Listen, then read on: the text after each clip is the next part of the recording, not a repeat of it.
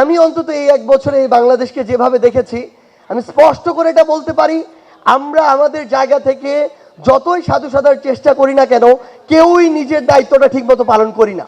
এখন আমরা কিছু অনাকাঙ্ক্ষিত বিষয়ে আমরা আমাদের মধ্যে বিভাজন তৈরি করছি, যেটাও প্রত্যাশিত না।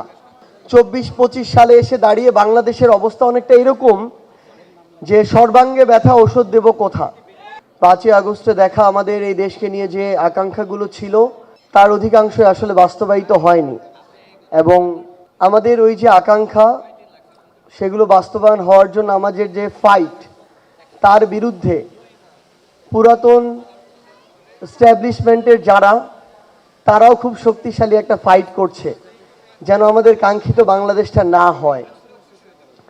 এখানে কোনো একটা পক্ষকে আসলে দায় দেওয়ার সুযোগ নেই। এই এক বছরে বাংলাদেশকে ভিন্নভাবে দেখেছি।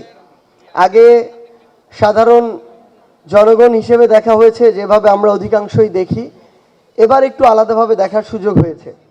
আমার কাছে মনে হয়েছে অল্প কিছু মানুষ যারা এই করাপ্টেড সিস্টেমের সুবিধাভোগী, তারা সেভাবেই আমাদেরকে বাংলাদেশ দেখায় যেভাবে তারা দেখাতে চায়।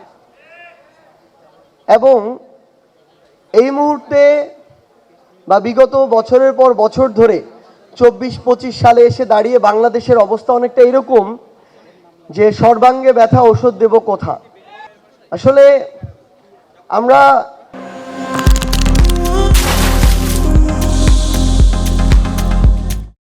এখন এমন কিছু বিষয়ের মধ্য দিয়ে যাচ্ছি যেটা অনাকাঙ্ক্ষিত এবং অপ্রত্যাশিত।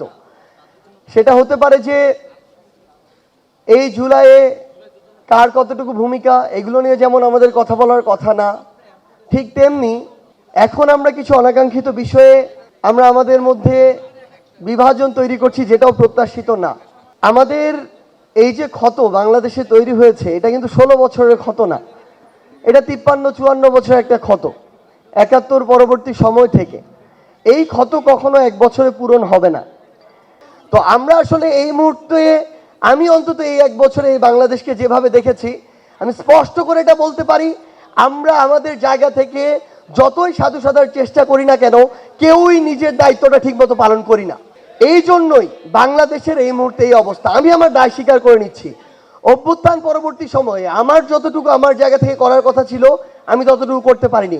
কিন্তু এটাই সত্য, আমার করার জন্য অন্যান্য সিস্টেমের যে সাপোর্টগুলো থাকা দরকার, এদেশের রাজনৈতিক দল, ওই দলের ব্যক্তিবর্গ, তাদের যতটুকু সদিচ্ছা থাকা দরকার, আমলাতন্ত্রে যারা চাকরি করে তাদের যতটুকু সদিচ্ছা থাকা দরকার, আমার উপদেষ্টা মণ্ডলীতে যারা আছেন তাদের যতটুকু অভিজ্ঞতা থাকা দরকার, কিংবা এই প্রত্যেকটা জায়গায় ইভেন সাধারণ জনগণের যতটুকু সহযোগিতা করা দরকার, কেউই তারটা করে নাই।